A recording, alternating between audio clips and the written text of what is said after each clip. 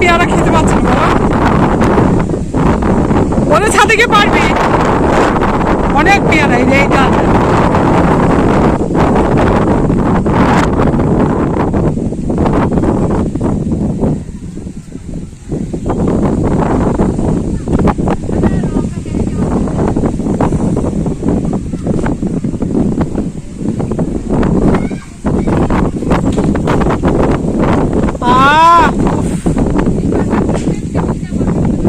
হ্যাঁ, পাকাগুলো খেতে ভালো, কি সুন্দর লাগছে গো ওয়েদারটা।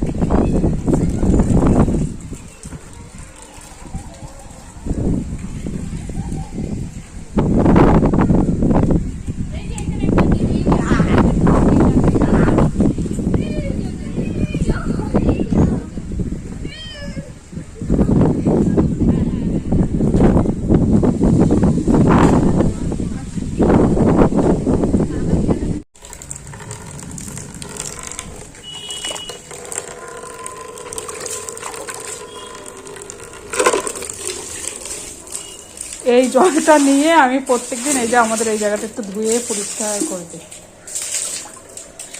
পরিষ্কার হয়ে যায়, জলটাও নষ্ট হয় না। এটা আমাদের ট্যাঙ্কি ভরার জল।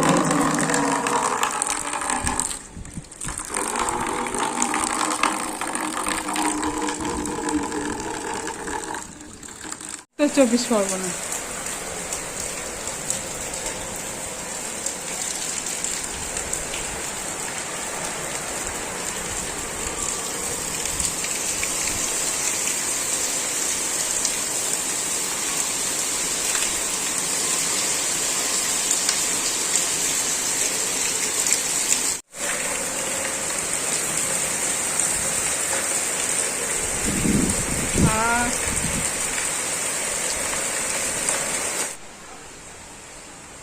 এই যে বৃষ্টিতে ভিজে চান ধান করে চলে এসেছি, এখনো সিঁদুর টুতি কিছু করিনি, জাস্ট মাথাটা মুছেছি। আর ওদিকে রান্না বান্না তো পুরো কমপ্লিট হয়ে গেছে, রান্না করে ওপরে গেছিলাম। আর কি কি রান্না করছি দেখ। এদিকে আজকে রান্না করেছি পমফ্রেট মাছ, আর এটা সর্ষে আর পোস্ত আর পেঁয়াজ কুচিয়ে এটা রান্না করেছি। আর এটা আছে ভাত, আর শাকটা কালকে করেছিলাম কিন্তু কিছুটা রয়ে গেছে, শাক আমাদের রেগুলার ওঠে না। আর এদিকে রয়েছে এই যে এটা হচ্ছে আলু আর ঝিঙে দিয়ে আর পেঁয়াজ দিয়ে এটা পোস্ত হয়েছে। এই রান্না বান্না হয়েছে আজকে। এই যে আজকে অন্বেষার বাবা ইন্ডাকশান কিনে নিয়ে এসছে। আর ইন্ডাকশান আমি বলেছিলাম যে একটা ইন্ডাকশান নাও, ওই জন্য আজকে একটা ইন্ডাকশান নিয়ে এসছে। আর আপাতত এইখানটায় সেট করা রয়েছে এই যে টেবিলটার ওপরে, যেহেতু ওপরে আমার রান্নাঘরে তো এখনো রান্না করা হয়নি। আর দেখা যাক যদি ওপরে রান্নাঘরটা ওর বাবা ঠিক, ওপরে রান্নাঘরটা মোটামুটি সব কিছু করা আছে।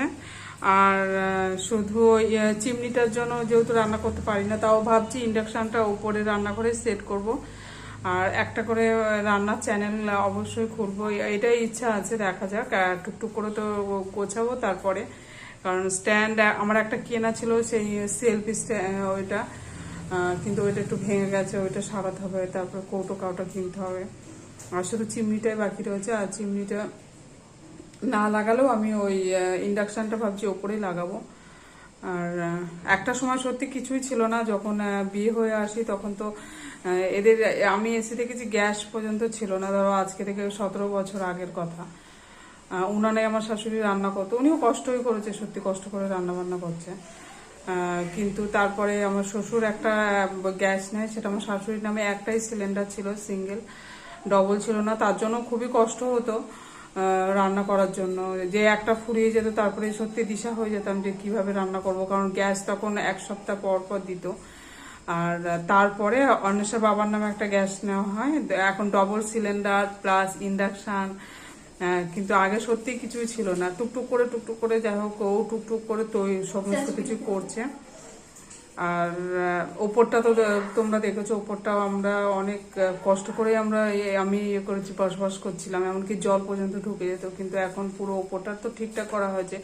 আর আমার নিচেটা আমার দেওরের, আমরা ও যেহেতু থাকে না তার জন্য এখানে নিচেটা আমরা রান্না বান্না করি, নাহলে হয়তো উপরে আমার উপরে রান্নাঘর সমস্ত কিছু সেট করাই আছে। ঠিক আছে, অনেকটা গল্প তোমাদের সঙ্গে করে ফেললাম, আর আজকে এই পর্যন্ত। নতুন একটা ভিডিও নিয়ে অবশ্যই হাজির হবো, আর তোমরা খুব ভালো থেকো, টাটা।